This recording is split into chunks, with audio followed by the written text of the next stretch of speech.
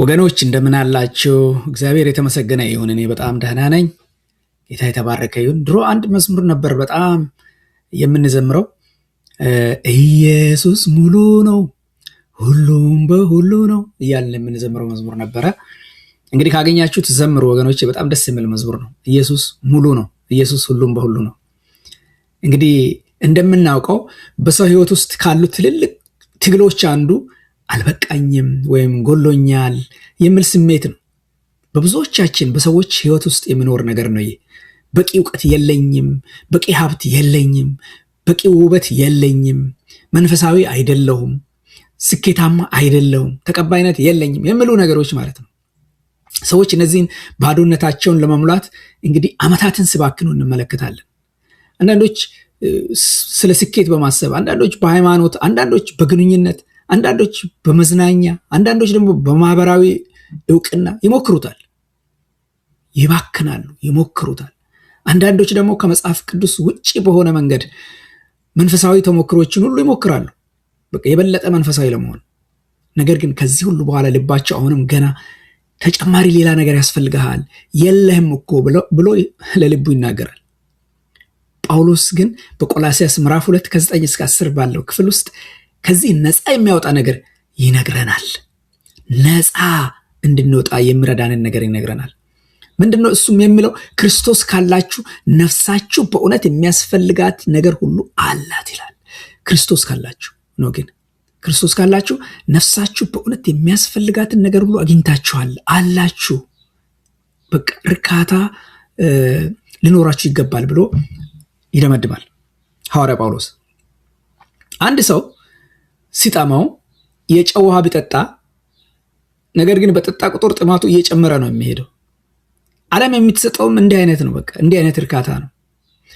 እርካታን ቃል ትገባለች፣ ነገር ግን ባዶነትን እያስፋፋች ትሄዳለች። እና ልክ የጨው ውሃ እንደሚጠጣ ሰው ጥማቱ እየጨመረ እንደሚሄድ ሰው ዓለም የምታጠጣን ውሃ ጥማቱ እየጨመረ እንዲሄድ የሚያደርግ ነው። ክርስቶስ ግን የዚህ ተቃራኒውን ያደርጋል። የነፍስን ባዶነት ይሞላል። ኢየሱስ ክርስቶስ የነፍስን ባዶነት ይሞላል። እርካታን የሚሰጥ እርሱ ብቻ ነው። የእርካታ ምንጭ ኢየሱስ ክርስቶስ ብቻ ነው። ዛሬ በክርስቶስ ፍጹም ሙሉ መሆን ወይ ደግሞ ምሉእ መሆን በሚለው ሐሳብ ላይ ነው የምንነጋገረው። ቆላስያስ ምዕራፍ 2 ከ9 እስከ 12 ያለውን ክፍል ማለት ነው። በክርስቶስ ሙሉ ነን። በክርስቶስ ፍጹም ሙሉአን ነን ወገኖቼ። ቆላስያስ ምዕራፍ 2 ከቁጥር 9 እስከ 12 በጌታ ስም አነባለሁ። የመለኮት ሙላት ሁሉ በአካል በእርሱ ይኖራልና እናንተም የገዥነትና የስልጣን ሁሉ ራስ በሆነው በክርስቶስ ሙሉ ሆናችኋል። በእርሱ ሆናችሁ በእጅ ባልተደረገ መገረዝ ተገረዛችሁ። በክርስቶስም መገረዝ የሥጋን ኃጢአታዊ ባህሪ አስወገዳችሁ። በጥምቀትም ከእርሱ ጋር ተቀበራችሁ። እርሱን ከሙታን ባስነሳው በእግዚአብሔር ኃይል በማመን ከእርሱ ጋር ደግሞ ተነሳችሁ ይላል። እንግዲህ ወገኖች ጳውሎስ የቆላስያስን መልእክት የጻፈው ቤተክርስቲያንን ከሐሰት ትምህርት ለመጠበቅ ነው። በቆላስያስ የነበሩ አማኞች ክርስቶስ ብቻውን በቂ አይደለም በሚል ሐሳቦች ተጽዕኖ ይደረግባቸው ነበር። አንዳንዶች ፍልስፍናን፣ የሰውን ወግ፣ ሕግጋትን፣ ምስጢራዊ ልምምዶችና መንፈሳዊ ፍርሃት በቃ እየቀላቀሉ ያስተምሩ ነበር። እነዚህን እየቀላቀሉ ያስተምሩ ነበር። ሲንክሪቲዝም የምንለው ትምህርት ማለት ነው። ንግግራቸውን ባጭሩ ኢየሱስ መልካም ነው፣ ጥሩ ነው፣ ነገር ግን ተጨማሪ ነገር ያስፈልጋችኋል። ተጨማሪ ሕግጋትን፣ ተጨማሪ ራእዮች፣ ተጨማሪ መንፈሳዊ ተሞክሮች፣ ተጨማሪ ምስጢራዊ እውቀቶች የሚል ነው። እነዚህ ኖስቲሲዝሞች የሚባሉ ሁሉ የሐሰት አስተማሪዎች ጨማምሮ የሚያስተምሯቸው ትምህርቶች ማለት ነው። ጳውሎስ ለዚህ ስህተት ነው ምላሽ የሚሰጠው። በዚህ በቆላስያስ በአዲስ ኪዳን ውስጥ ስለ ክርስቶስ ከተነገሩ እጅግ ጠንካራ በሆኑ ንግግሮች ነው ይህንን መልስ የሚሰጣቸው። ክርስቶስ ይረዳናል በማለት ብቻ አላበቃም። ይልቁንም የመለኮት ሙላት ሁሉ በሰውነቱ በእርሱ ይኖራል ይላል። የመለኮት ሙላት ፉልነስ። ከዚያም ክርስቲያኖች ምእመናን በእርሱ ፍጹማን ሙሉአን እንደሆኑ ይናገራል በዚህ ክፍል ላይ። ይህ ማለት የክርስትና ህይወት ወይም የክርስቲያን ህይወት በክርስቶስ ተጀምሮ ከክርስቶስ ውጪ በሆነ ሌላ ነገር አይፈጸምም ማለት ነው። በክርስቶስ ይጀመራል፣ በክርስቶስ ይጨረሳል፣ በክርስቶስ ያልቃል። በክርስቶስ ይጀምራል፣ በክርስቶስ ይቀጥላል፣ በክርስቶስ ይፈጸማል። ስለዚህ ይህ መልእክት ዛሬ ላለነውም እጅግ አስፈላጊ ነው። ለኛ ዛሬ ላለነው በጣም እጅግ አስፈላጊ ነው። ዓላማችንም ክርስቶስ በቂ አይደለም ትላለች። ማህበረሰቡ ተጨማሪ ገንዘብ፣ ተጨማሪ ተቀባይነት፣ ተጨማሪ ዝና፣ ተጨማሪ መንፈሳዊነት፣ ራስን ማግኘት፣ ስኬት፣ ታዋቂነትና የተለያዩ ተሞክሮች ያስፈልገዋል ይለናል። ዓለም እንደዛ ትላለች። ወንጌል ግን ዓለም ልናገረው የማይችለውን ይነግረናል። ዓለም ልናገረው የማይደፍረውን እውነት ይነግረናል። በሰው ዘንድ በእውነት የጎደለው ነገር ሁሉ በክርስቶስ ሙሉ በሙሉ ተሟልቷል። በክርስቶስ ሙሉ ሆኗል። ክርስቶስ ሙሉ ያደርጋል። በክርስቶስ መሆን ሙሉ ያደርጋል። ወገኖቼ ዛሬ በቆላስያስ የምንማረው ይህንን ነው። ክርስቶስ ሙሉ ነው። ሁሉም በሁሉ ነው። ክርስቶስ ሙሉ ያደርጋል በክርስቶስ ስንሆን። በክርስቶስ የሚያስፈልገንን ነገር ሁሉ ስላገኘን በእርሱ በመርካትና በመተማመን ልንኖር ይገባል። ምእመናን በእርሱ በመርካትና በመተማመን ልኖር የሚገባን ለምንድን ነው? አንደኛ የመለኮት ማለት ነው። የመለኮት ሙላት ሁሉ በክርስቶስ ማደሩን ስለምናውቅ ምእመናን በእርሱ በመርካትና በመተማመን ልንኖር የሚገባን የመለኮት ሙላት ሁሉ በክርስቶስ ማደሩን ስለምናውቅ። ጳውሎስ በእርሱ የመለኮት ሙላት ሁሉ በሰውነቱ ተገልጦ ይኖራልና ይላል። በዚህ ቁጥር 9 ላይ የመለኮት ሙላት ሁሉ በአካል በእርሱ ይኖራልና። ይህ በመጽሐፍ ቅዱስ ውስጥ ስለ ክርስቶስ አምላክነት ከተነገሩ ግልጽ መግለጫዎች አንዱ ነው። ሙላት የሚለው ቃል አጠቃላይ ድምርን ወይም ፍጹምነትን ያመለክታል። ጳውሎስ እግዚአብሔር ያለው ማንነት ሁሉ በክርስቶስ ይኖራል ማለቱ ነው። እግዚአብሔር ያለው ማንነት ሁሉ በክርስቶስም ይኖራል ማለት ነው። የእግዚአብሔር ከፍል ማንነት አይደለም ክርስቶስ ያለው። የእግዚአብሔር ነጸብራቅ ብቻም አይደለም ክርስቶስ ያለው። ዝቅ ያለ መለኮታዊ ፍጡር ወይም ተራ መንፈሳዊ መልእክተኛም አይደለም። የመለኮት ሙላት ሁሉ በክርስቶስ ይኖራል። ሃሌሉያ! የመለኮት ሙላት ሁሉ በክርስቶስ ይኖራል። ጳውሎስ ይህ ሙላት በእርሱ ውስጥ በሰውነቱ ይኖራል ይላል። ይህ እጅግ በጣም አስፈላጊ ነገር ነው ወገኖች። ኢየሱስ አምላክ የሆነው በምሳሌያዊ አነጋገር አይደለም፣ ሲምቦል አይደለም። የእግዚአብሔር ሙላት በእውነት በሰውነቱ በእርሱ ይኖራል። ክርስቶስ ሙሉ አምላክነቱን ሳይተው እውነተኛ ሰውነቱን ተዋህዶ ነው ወደዚህ ምድር የመጣው። ይህ ጥቅስ ኢየሱስን እንደ ተራ ነቢይ፣ አንዳንድ ወገኖች አንዳንድ ሃይማኖቶች እንደሚገልጹት እንደ ተራ ነቢይ፣ እንደ መምህር፣ አርአያ ወይም መንፈሳዊ መሪ ብቻ አድርገው የሚመለከቱ ትምህርቶችን ሁሉ ያፈርሳል፣ ጥግ ያስይዛቸዋል። እርሱ ከእግዚአብሔር የተላከ መልእክተኛ ብቻ አይደለም። እርሱ በሰው ሥጋ የተገለጠ የእግዚአብሔር ልጅ ነው። የእግዚአብሔር በኩር ልጅ ነው። ስለዚህ ወደ ክርስቶስ ስንመጣ ወደ ከፊል አዳኝ እየመጣን አይደለም ወገኖች። ወደ ሃይማኖታዊ ረዳት ወይም ከብዙ አማራጮች መካከል ወደ አንዱ ምርጫ እየመጣን አይደለም። የመለኮት ሙላት ሁሉ ወደሚኖርበት ወደ እርሱ እየመጣን ነው ማለት ነው። ይህ ማለት ክርስቶስ ሙሉ በሙሉ አምላክ ስለሆነ እርሱ ሙሉ በሙሉ በቂ ነው። ምንም አያስፈልገንም። ኢየሱስ ካለ ሙሉ ነህ። በቂ ነገር አለ።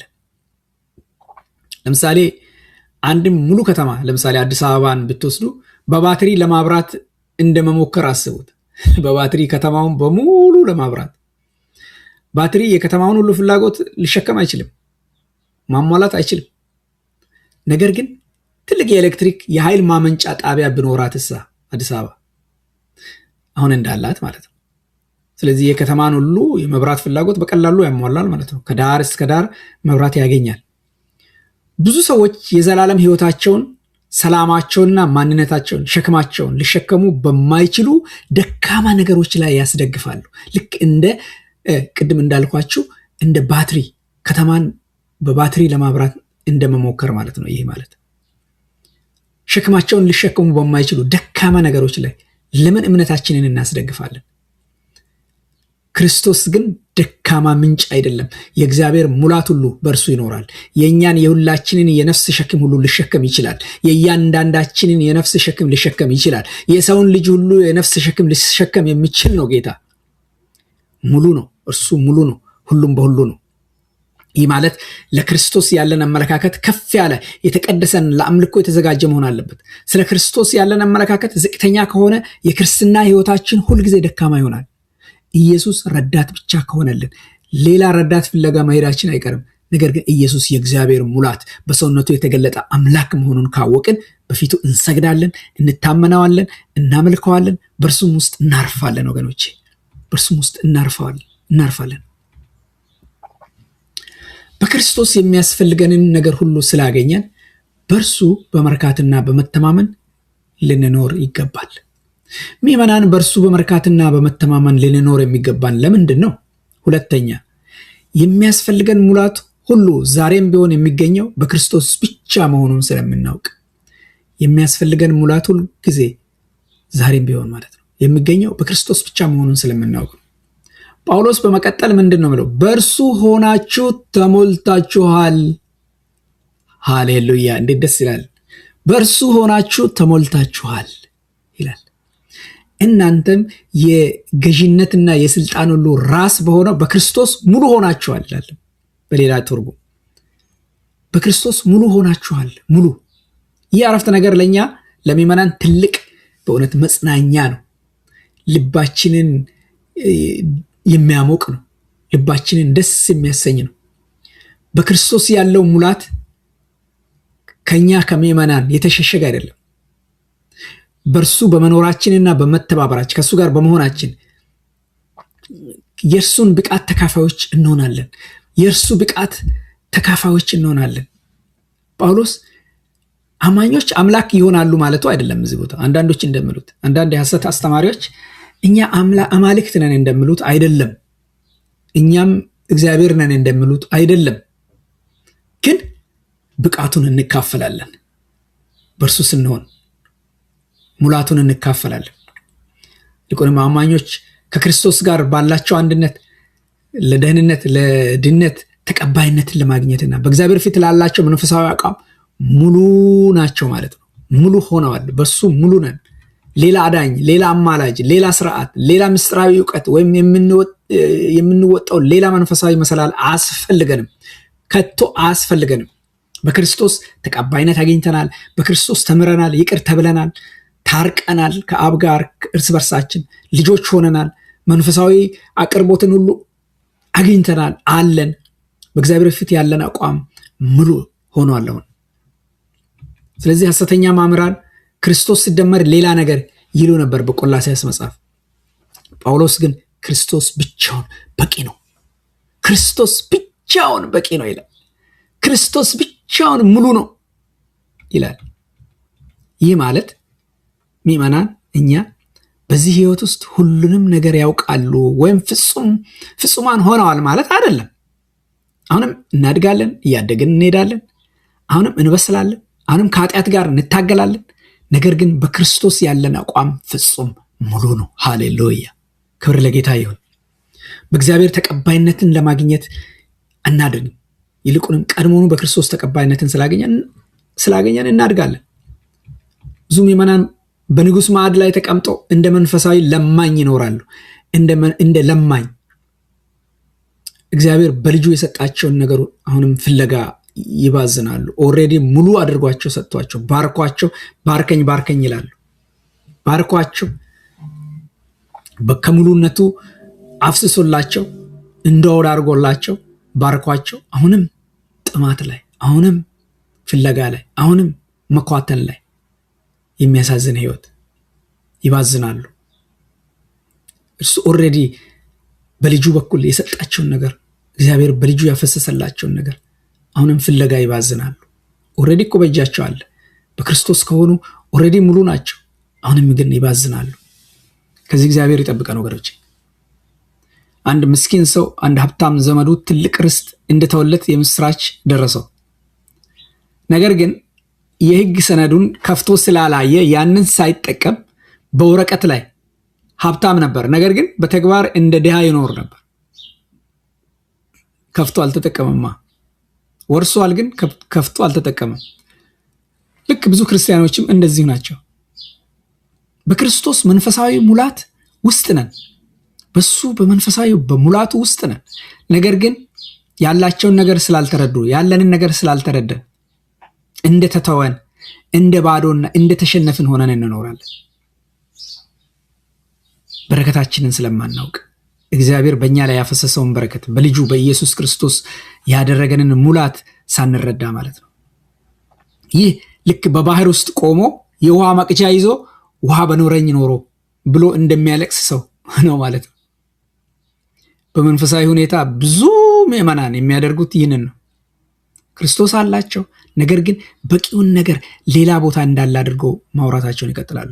የሚበቃ ነገር፣ ሙሉ የሚያደርግ ነገር ሌላ ቦታ ነው ያለው የሚል አይነት ስሜት በሁላችንም ዘንድ አለ።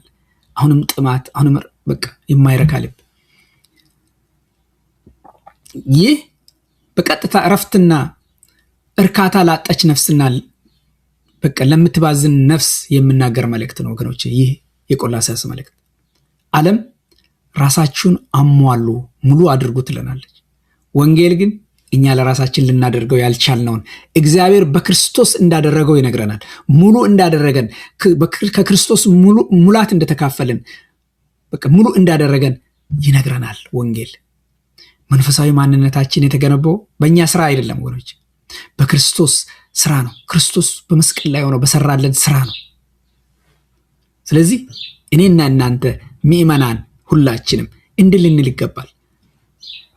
ገና እያደጉ ሊሆን ይችላል፣ ነገር ግን በክርስቶስ ሙሉ ነኝ። ገና እየታገልኩ ሊሆን ይችላል፣ ነገር ግን በክርስቶስ ሙሉ ነኝ። ገና እየተማርኩ ሊሆን ይችላል፣ ነገር ግን በክርስቶስ ሙሉ ነኝ። ይህ በእርግጥ ትሕትናም ያለበት ሐሳብ ነው። በእርሱ መታመናችንንም የሚያሳይ ነው። በእርሱ እንታመናለን፣ ደግሞም ትሑታን እንሆናለን። በእርሱ ነው፣ በእኛ በራሳችን አይደለም። ዓለም በምትሰጠን በየትኛውም ነገር አይደለም፣ በእርሱ ነው።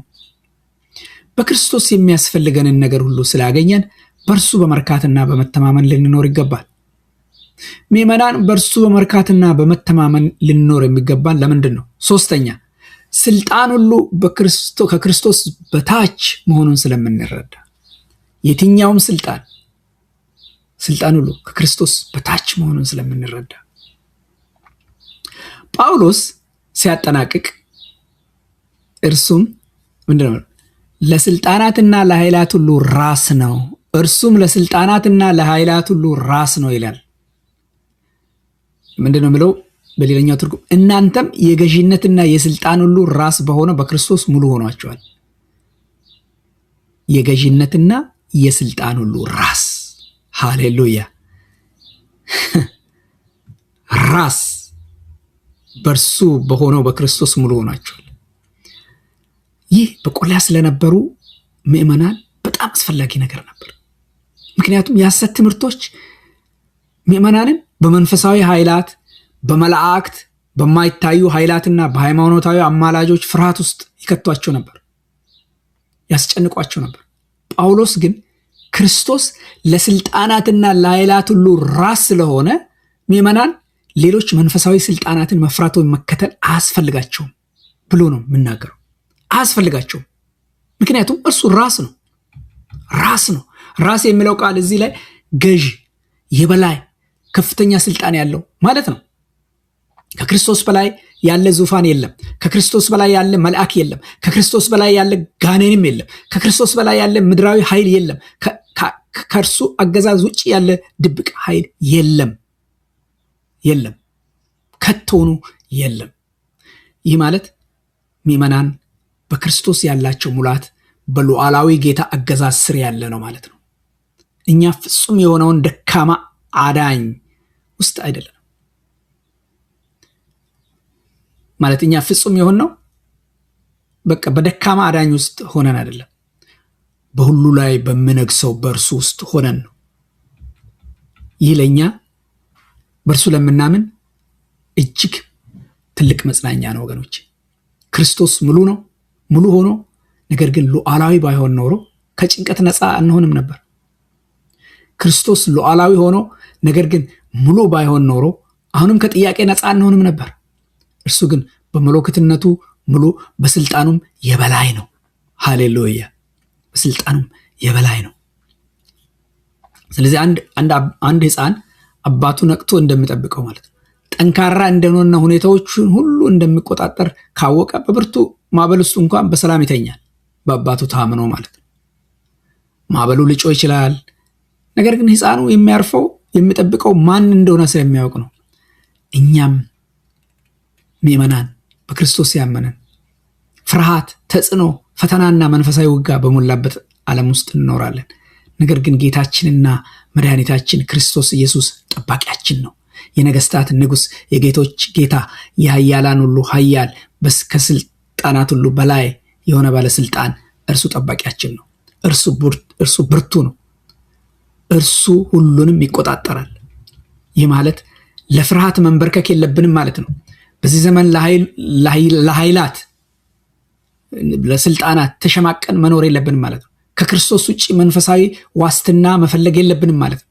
ጌታችን በስልጣናትና በኃይላት ሁሉ ላይ ይነግሳል፣ ነግሷል። በኃይል ተጽዕኖ ሲያደርግብን ክርስቶስ ከእርሱ በላይ ነው። ጠላት ሲከሰን ክርስቶስ ከእርሱ በላይ ነው። ሁኔታዎች ግራ ሲያጋቡን ክርስቶስ አሁንም ከእርሱ በላይ ነው፣ ከሁኔታዎች በላይ ነው። ልባችን ስንቀጠቀጥ ክርስቶስ በሁሉ ላይ ጌታ ሆኖ ይኖራል። ስንፈራ እርሱ ግን ጌታ ነው። እንግዲህ ይህ ቃል እውነት ከሆነ እንዴት መኖር አለብን? እንዴት ነው መኖር ያለብን? አንደኛ ክርስቶስ ብቻ ሊሰጥ የሚችለውን ነገር ከክርስቶስ ውጭ መፈለግ እናቁም። ክርስቶስ ብቻ ሊሰጥ የሚችለውን ነገር ከክርስቶስ ውጭ መፈለግን እናቁም ወገኖች። ሁሉ ያለው ሰው፣ ሙሉ የሆነ ሰው እንዴት አሁንም ከክርስቶስ ውጭ ነገሮችን ይፈልጋል? ክርስቶስ ያለው ሰው። ብዙ ሰዎች መንፈሳዊ ባዶነታቸውን በስኬት፣ በሃይማኖት፣ በደስታ፣ በሰው ተቀባይነት ወይም በምስጢራዊ ተሞክሮች ለመሙላት ይሞክራሉ። ነገር ግን ነፍስን መሙላት የሚችለው ክርስቶስ ብቻ ነው። ወደ እርሱ ሙሉ በሙሉ ኑ። ወደ እርሱ ሙሉ በሙሉ ኑ። በግማሽ አይደለም፣ ሙሉ በሙሉ ኑ። በእርሱ ረፉ። ወደ እርሱ ኑ። ዛሬ ጋብዛችኋለሁ ወገኖቼ፣ ወደ እርሱ ኑ፣ ሙሉ በሙሉ ኑ። ሁለተኛ በክርስቶስ ባላችሁ ማንነት እረፉ። በክርስቶስ ባላችሁ ማንነት እረፉ። ራሳችሁን በውድቀት ከሌሎች ጋር በማወዳደር ወይም ባልተረጋጋ ስሜት ህይወታችሁን በመተርጎም እናሳልፍ፣ እናቁም። ያንን በክርስቶስ ከሆንን በእግዚአብሔር ፊት እውነተኛ ማንነታችን ባዶና የተጠላ አይደለም፣ በእርሱ ሙሉአን ነን። ይህንን አውቀን በእርሱ ማንነት እንረፍ ወገኖች። ሶስተኛ ለክርስቶስ ማንነት የሚገባውን ከፍ ያለ አምልኮ እናምጣለት። እርሱ አምላክ ነው፣ ነቢይ አይደለም። ነቢይ ነው ብለን እንደምናቀለው አይደለም። አንዳንድ ሃይማኖቶች እንደው ረዳት ነው። የተለያዩ ነገሮች ስለ ክርስቶስ የሚባሉ ነገሮች አሉ። እንደዛ ብለን እንደምንለው አይደለም። የሱ ማንነት፣ ለክርስቶስ ማንነት የሚገባውን ከፍ ያለ አምልኮ እናምጣለት። ይህ ጥቅስ ኢየሱስን እንድናመልክ ይጠራናል። እርሱ አምላክ ስለሆነ እንድናመልከው ይጠራናል። ዝም ብሎ ኢየሱስ አንድ የሚጠቅም ብቻ አይደለም። እርሱ ክቡር ነው። የመለኮት ሙላት በሰውነቱ በእርሱ ይኖራል። ፍጹም አምላክ ነው። ስለዚህ ፍጹም እምነትና ፍጹም የሆነ ሙሉ አምልኮ ይገባዋል ኢየሱስ ክርስቶስ። አራተኛ በክርስቶስ ስልጣን ስር ሆነን ህይወትን በእርሱ በመታመን እንኖር።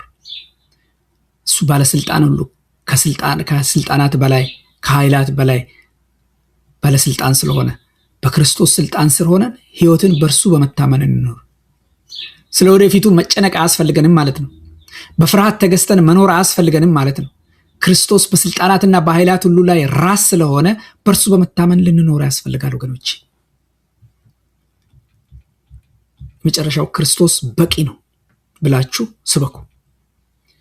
ክርስቶስ በቂ ነው ብላችሁ ስበኩ። ዘምሩ፣ መዝሙሮችን ጻፉ፣ ብዙ ቅኔዎችን ጻፉ። ክርስቶስ በቂ ነው ብላችሁ ስበኩ፣ እንስበክ። ቤተ ክርስቲያን ደጋግማ ልታድሰው የሚገባት መልእክት ይህ ነው። ክርስቶስ በቂ ነው፣ እርካታችን ነው ብቻ ሳይሆን የእርካታ ምንጭ ነው። የክርስቶስ ምትኮች ለመሆን የሚመኙ የበዙበት ዓለም ውስጥ ስላለን በእውነት የእርሱን ብቃት የእርሱን በቂ መሆን ሁልጊዜ መናገር አለብን። ክርስቶስ በቂ ነው እንበል። ክርስቶስ የበላይ ነው እንበል።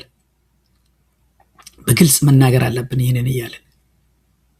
እንግዲህ ወገኖቼ ቆላስይስ 2 ከ9 እስከ 10 በቃ እረፍትን ለተጠማ ለተራበ ላጣና ለሚፈራት ትውልድ የተሰጠ ጠንካራ መልእክት ነው። ጠንካራ መልእክት ነው። በክርስቶስ ማረፍ ለሚገባቸው በክርስቶስ የሚያስፈልገንን ነገር ሁሉ ስላገኘን በእርሱ በመርካትና በመተማመን ልንኖር ይገባናል። ምእመናን በእርሱ በመርካትና በመተማመን ልንኖር የሚገባን ለምንድን ነው? አንደኛ የመለኮት ሙላት ሁሉ በክርስቶስ ማደሩን ስለምናውቅ፣ ሁለተኛ የሚያስፈልገን ሙላት ሁሉ ዛሬም ቢሆን የሚገኘው በክርስቶስ ብቻ መሆኑን ስለምናውቅ፣ ሶስተኛ ስልጣን ሁሉ ከክርስቶስ በታች መሆኑን ስለምንረዳ። ስለዚህ የዚህ ቃል ጥሪ ቀላልና ክቡር ነው። ከክርስቶስ በላይ ማንም ስለሌለ ማንንም አንመልከት። በክርስቶስ ላይ ምንም አንጨምር። የክርስቶስን ክብር አናሳንስ። እርሱን ችላ እንበል። በእርሱ እንረፍ። በእርሱ ደስ ይበላል። በእርሱ እንኖር። በክርስቶስ ሙሉዋን መሆናችንን እንወቅ።